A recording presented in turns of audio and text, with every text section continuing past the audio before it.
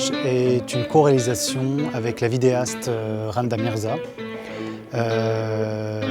Et il s'agit d'un voyage dans l'âge d'or du cinéma arabe, et principalement égyptien, puisque la production était principalement égyptienne, et de la musique, puisque les films étaient principalement des comédies musicales.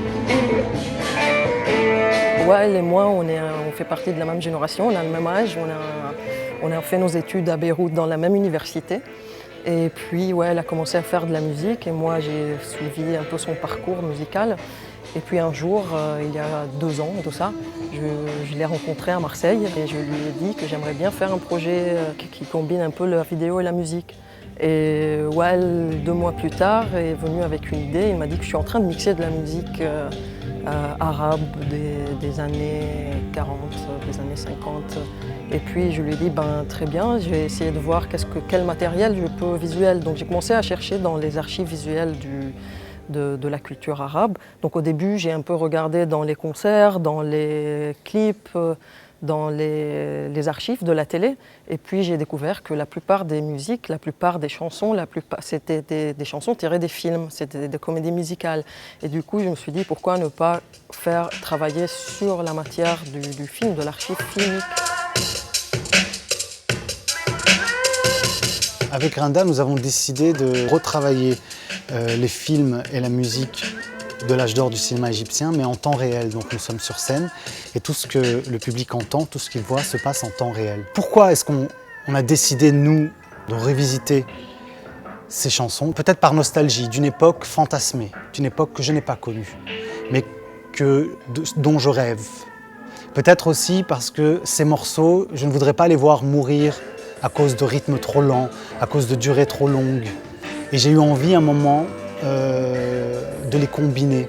Alors, à ma façon évidemment. Peut-être aussi parce que j'ai grandi entre Paris et Beyrouth et que, comme je le dis souvent, une oreille écoutait Prince et Madonna, puis l'autre oreille écoutait Kaltoum Abdel Wahab.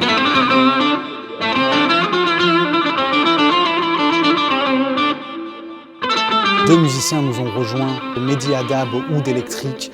Donc c'est un oud, c'est un luth oriental, sauf qu'il est électrifié, donc qui peut prendre les couleurs d'une guitare électrique quand il le sent, et qui peut reprendre l'aspect d'un oud classique quand il en a envie. Donc déjà c'est un instrument qui chevauche 2 cultures. Et Julien Perraudot, qui lui a une formation beaucoup plus classique, beaucoup plus contemporaine au clavier. Et donc ce mélange oriental-occidental apporte, à mon avis, quelque chose de très intéressant au projet. Dans cette performance, j'ai axé mon discours sur l'image de la femme et son rapport à l'homme et le libertinage dont on parle avant les années 70, avant la montée de l'islamisme. On parle toujours de combien les mœurs étaient beaucoup plus libérées, de combien la femme était beaucoup plus libérée. Et donc j'ai essayé de voir à travers ces films quelle est l'image de cette femme qu'on essayait de véhiculer. Et au fait, ce qui est très curieux, c'est que bien sûr, il y a beaucoup de scènes de baiser, il y a beaucoup de scènes de sensualité, il y a des scènes de danse de ventre. La femme était beaucoup plus libre dans son corps, mais c'était un corps qui était toujours donné à l'homme.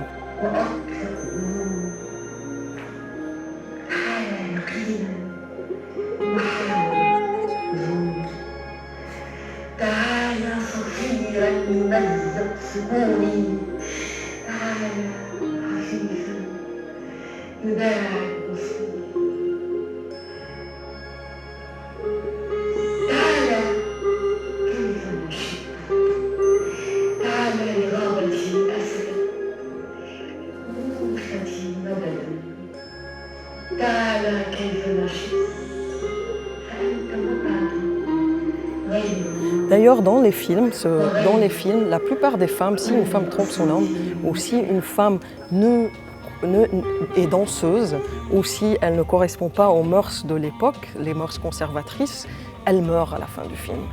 Donc il y a une contradiction qui est toujours sous-jacente dans cette image de femme libérée, dans cette image qu'on veut donner de la femme comme si la nudité était une liberté, alors que quelque part cette nudité a toujours été faite et filmée par des réalisateurs hommes et pour un public d'hommes.